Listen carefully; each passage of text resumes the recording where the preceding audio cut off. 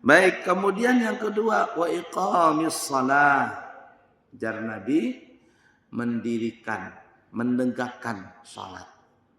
Coba kalimatnya iqamis shalah. Ketika iqamat, ketika qomat, qad qamatis shalah, qad qamatis shalah. Qomat atau iqamat itu artinya menegakkan, mendirikan, bukan mengerjakan.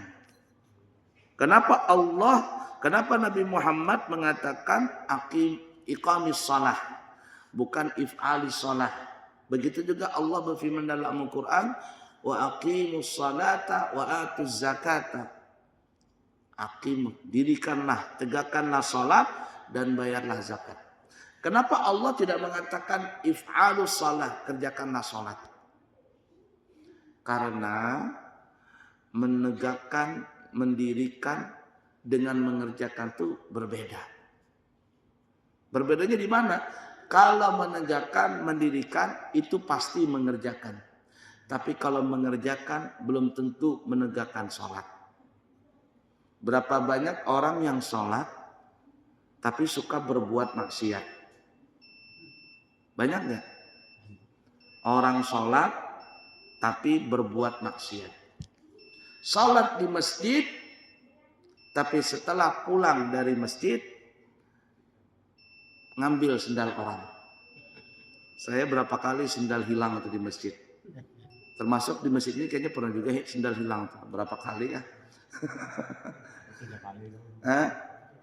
3 kali. Padahal imam di sini nih hilang sendal sidin, apalagi orang lain.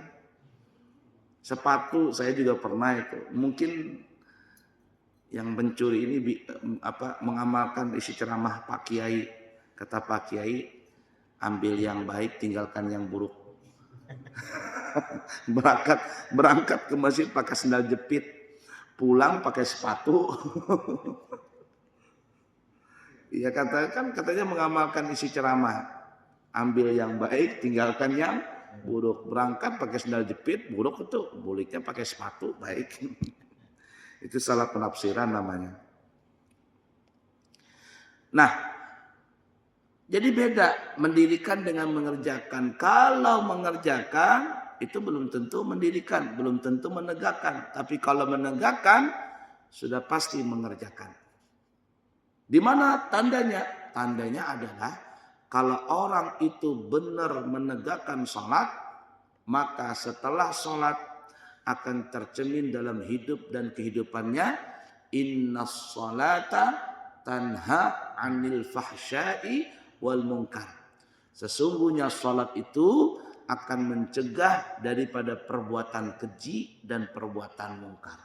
Orang yang benar sholatnya, dia nggak pernah akan berbuat keji dengan orang. Dia tidak mau menyakiti orang, tidak mau mendzalimi orang, nggak mau dia. Dan juga tidak mau melakukan perbuatan mungkar, perbuatan yang jahat. Mungkar itu makar. Ya makar itu bahasanya ingkar. Ingkar dengan Allah Ta'ala. Mungkar itu kan dari bahasa Arab, kalau bahasa kita kan mungkar juga. Artinya ingkar janji, tidak menepati. Tidak mau mengikuti peraturan Allah Ta'ala. Nah, jadi kalau ada orang sholat, lalu dia taat, tidak melakukan maksiat, baik maksiat kepada Allah ataupun maksiat kepada makhluk Allah Ta'ala, terutama manusia, maka orang tersebut telah mendirikan salat. Tapi kalau ada orang salat namun tetap melakukan maksiat, ini orang cuman hanya mengerjakan saja, bukan menegakkan. Nah, oleh karena itu kalimatnya wa iqamis shalah, dan mendirikan salat.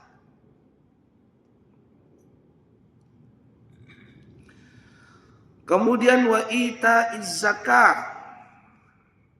Bahasa kitanya menunaikan bayar zakat. Membayar zakat. Nah, kalau salat itu hubungan kita kepada Allah Ta'ala. Ya. kata orang apa ya, hablum minallah. Hubungan kita dengan Allah Ta'ala. Salat itu. Kalau zakat, hubungan kita kepada makhluk Allah Ta'ala, terutama manusia. Nah, oleh karenanya kata ulama nih ya, untuk pembayaran zakat dengan sedekah itu ada sedikit berbeda. Maksudnya model pembayarannya, bukan nilainya ya. Maksudnya ini apa namanya, cara pelaksanaannya. Kalau sedekah, jikalau kita hati ini nggak kuat untuk menahan godaan untuk dipuji dan sebagainya, maka kalau bersedekah itu dianjurkan bersedekah dengan tangan kanan dan tangan kiri di belakang.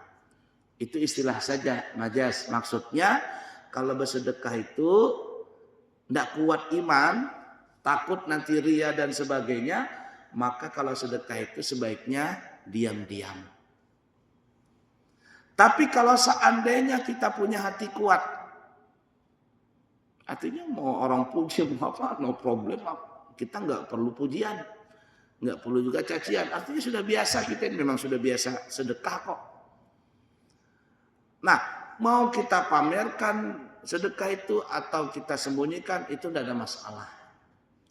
Bahkan kalau saya pribadi nih ya, kalau sedekah harian itu oke lah, itu bisa saja kita sirriyah, artinya sembunyi-sembunyi sedekahnya. Orang kan biasanya kan sedekah subuh tuh nah, dan itu memang baik sedekah subuh itu luar biasa. Jadi kalau kita mau sholat subuh kah atau setelah subuh kah, kalau bisa sebelum matahari terbit apa gitu ke masjid kah, masukin 5.000 kah berapa kah gitu.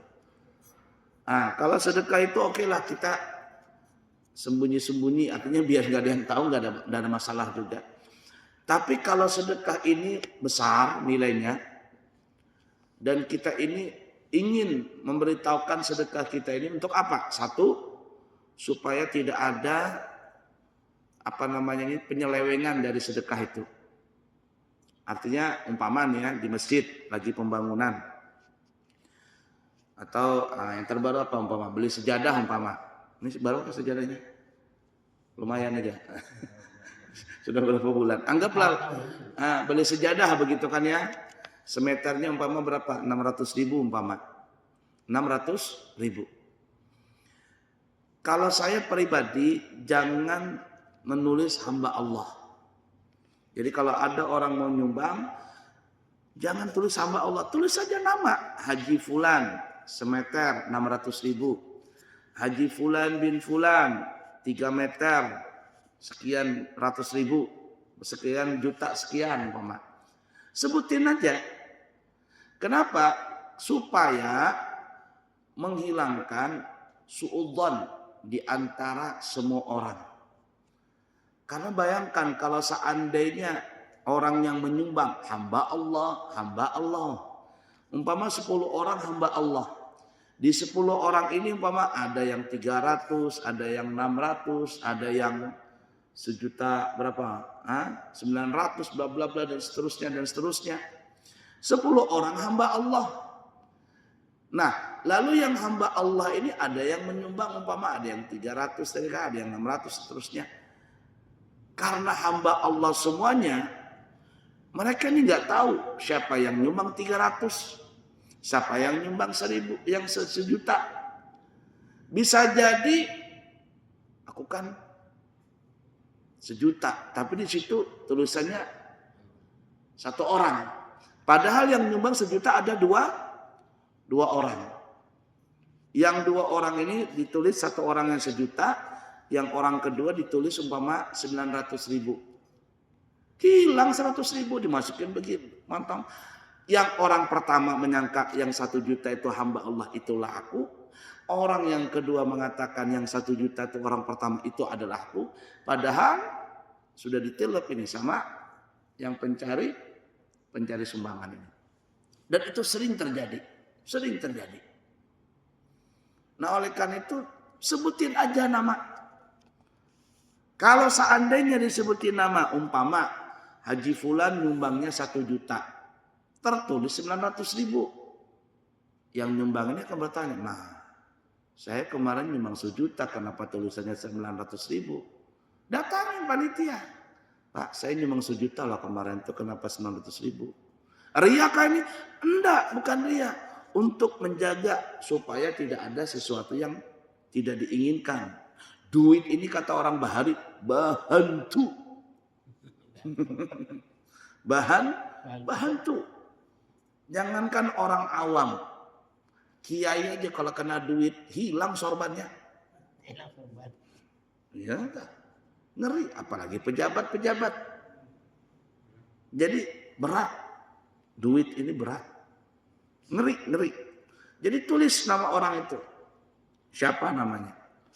1. Ya. 2. Kalau sumbangan yang seperti itu, kenapa saya kepingin ditulis nama? Supaya orang lain termotivasi untuk juga bisa menyumbang. Umpama si A ini Masya Allah orangnya sederhana aja. Sederhana saja. Udah bukan kaya-kaya banget, biasalah. Tapi nyumbangnya 1 juta. Si Haji Fulan mobilnya baru, rumahnya besar bertingkat. Nyumbangnya umpama 200.000. Wah, dia akan merasa minder loh. Itu kan orang biasa 1 juta. Masa saya orang kaya 200.000? Malulah. Termotivasi. Nah, jadi kalau kita ingin menyebutkan nama tadi, kalau kita punya hati kuat, kita tidak lagi gubris dengan yang namanya pujian, cacian, masa bodoh. Dan juga kita ingin memotivasi orang supaya orang itu bisa menyumbang juga. Maka sebaiknya pamerkan sumbangan itu. Sedekah itu dipamerkan. Ya, untuk dipamerkan. Kenapa? Supaya orang tahu. Orang lain termotivasi. Sahabat banyak seperti itu. Ya, kalau Rasul mau mengadakan peperangan perlu dana, kata Rasul kita perlu dana, siapa yang mau nyumbang? Sahabat itu berlomba-lomba. Saya ya Rasul, sekian banyak. Sahabat saya sekian banyak ya Rasul. Sayyidina Utsman, saya sekian. Sayyidina Umar sekian. Sayyidina Abu Bakar, ya Rasulullah, aku semuanya. Hartaku yang ada di rumah, di mana di ladang, kubarikan berataan. Sayyidina Abu Bakar. Siapa yang bisa yang ngalahin Abu Bakar? Kata Rasulullah, apa yang tertinggal Abu Bakar? Allah wa Rasul. Tinggal Allah dan Rasulnya aja lagi. Rumah dibarikan, tanah dibarikan, habis. Siapa yang bisa ngalahin Sayyidina Abu Bakar akhirnya? Itu sahabat berlomba-lomba dalam bersedekah. Untuk apa? Memancing. Nah, tapi kalau kita nggak kuat hati, ya tadi, nggak apa-apa, sembunyi-sembunyi. Udah dipaham kira-kira? Beda dengan zakat. Kalau zakat itu sunnah dipamerkan. Zakat itu sunnah dipamerkan, diumumkan sunnah. Haji Fulan bin Fulan berzakat di masjid kita untuk dibagikan kepada yang berhak sebanyak 50 juta. Oh, berarti orang memikir 50 juta itu berapa M tuh? Hah? Berarti 2 M itu. Betul kah? Hah? Ya kah? 2 M punyanya itu kalau 50 juta berarti 2 M. Nah, orang berpikir oh 2 M berarti orang punya uang ini. Untuk apa? Supaya orang-orang jangan menyangka buruk kepada kita yang berzakat. Kalau zakat ini kan hukumnya wajib. Nanti kalau ada itu orang kaya nggak pernah zakat. Gimana itu?